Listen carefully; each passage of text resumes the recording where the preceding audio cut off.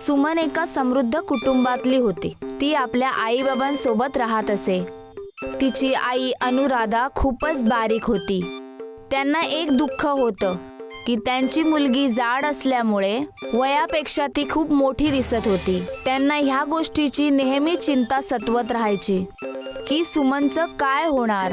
सुमन, तुझं वजन दिवसेंदिवस वाढत चाललं आहे. जेवढं वय तुझं आहे नाही त्याच्यापेक्षा जास्त दिसतेस तू. आणि असंच चालत राहिलं तर तुझ्या लग्नामध्ये खूप अडचणी येतील. आई, मी काय करू? दिवसातनं एकच चपाती तर खाते आणि तरी पण मी फुगतच चालले. आणि आता एक पण रोटी नाही खाल्ली तर मी जिवंत कशी राहणार? माहित नाही मी एवढी मोठी कशी होतीये ती. बाळा, एक काम कर, तू जिम जॉईन कर. व्यायाम करशील तर काय माहित तुझं वजन कमी होईल. अनुराधाच्या सांगण्यावरून सुमनने एक जिम जॉईन केली. तिकडे एका ट्रेनरने तिच्याकडून विविध प्रकारचे व्यायाम करून घ्यायला सुरुवात केली. परंतु काहीच फायदा झाला नाही, कारण ज्या मशीनवरती तिने तिला चढायला सांगितले ती मशीनच तुटली. अरे बाप रे, तुझं वजन किती जास्त आहे की तुझ्या वजनाने ही मशीनच तुटली. आता मी मालकाला काय उत्तर देऊ? पण तू एक काम कर, मशीनवरती वजन कमी करण्याऐवजी तू जमीनवरतीच कोणतं तरी आसन सुरू कर. पिंकी तिला विविध प्रकारच्या आसनांबद्दल सांगते, ज्यामध्ये एका आसनामध्ये ती आपल्या हातांना कमरेच्या मागे घेऊन जाते आणि गोंधळते.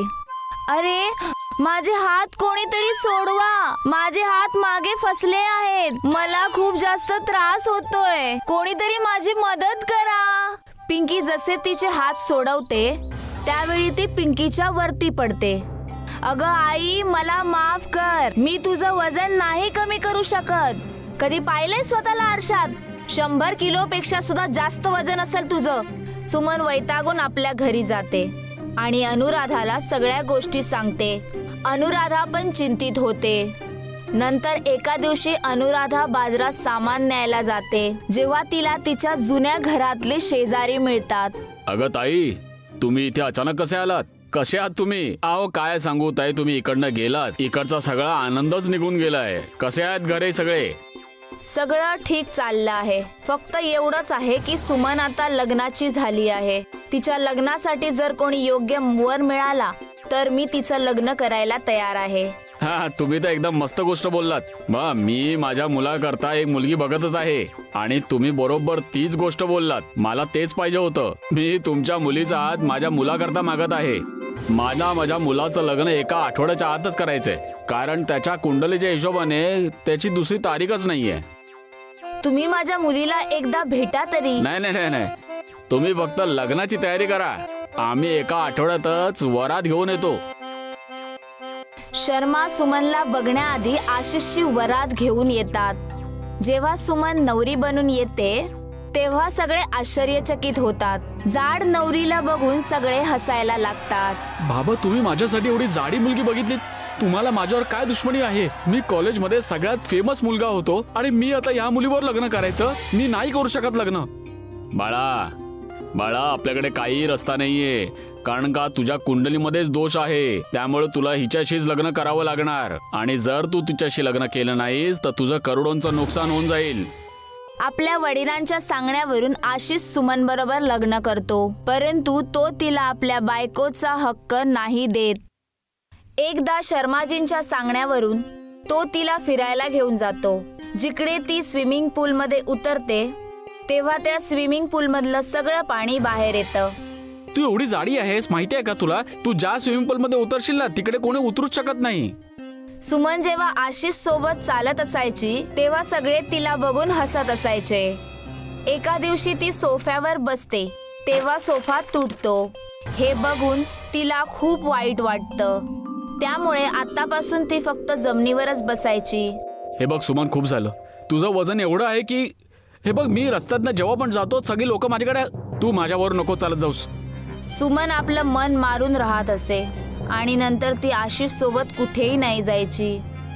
एका दिवशी आशिषच्या कारचं ॲक्सिडेंट झालं, ज्यामुळे त्याच्या कामकाजात खूप नुकसान झालं. एवढंच नव्हे तर त्याच्यावर घर विकायची पाळी पण येते. सुमन, आशिष आता अंथरुणावर पडला आहे. आता तुलाच या घराला बघावं लागेल. आई, भला मी या घराला कसं बघू शकते?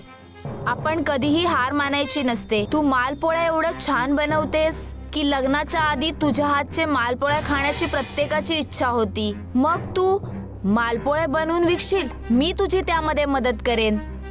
सुमन असंच करते. जो पण थोडाफार पैसा घरामध्ये राहिला होता त्याने ती सामान घेऊन येते आणि मालपोळ्या बनवून ती विकते. तिचे मालपोळे खरंच खूप स्वादिष्ट असतात.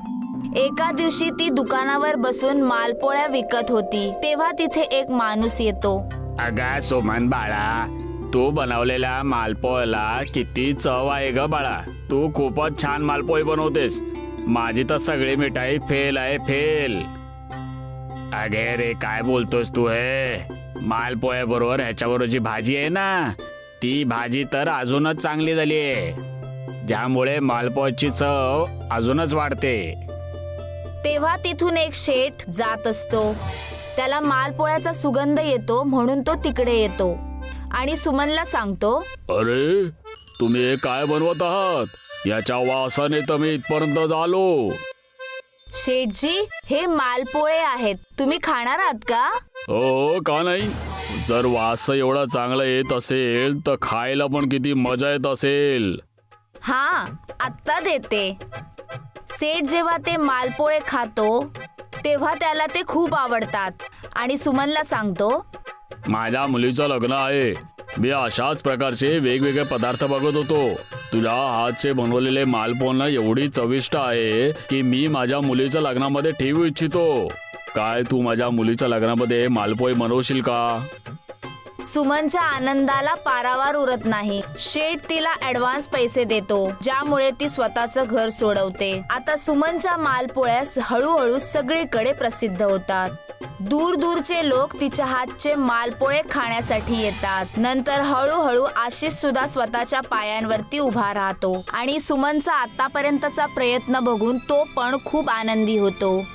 आता त्याला सुमन खूप मनापासून आवडायला लागते आणि तो सुमन सोबत मिळून मालपोळ्यांचा व्यवसाय सुरू करतो. सुमन, मला माफ कर. तुझ्या मेहनतीमुळेच तर मी आज या घरात बसलेलो आहे. मी तुला खूप वाईट साईड बोललो, तरी तू माझी सेवा केलीस आणि या घराला वाचवलंस. आता माझी पाळी आहे. माझ्यासाठी तुझं वजन आता काहीच नाहीये. तू जशी आहेस तरीशी मला पसंत आहेस. आता मी तुला तुझ्या व्यापारात मदत करीन. हे ऐकून सुमनला खूप आनंद होतो. आशिष तिला मिठीत घेण्यासाठी विनवण्या करतो आणि ती त्याच्या मिठीत जाते.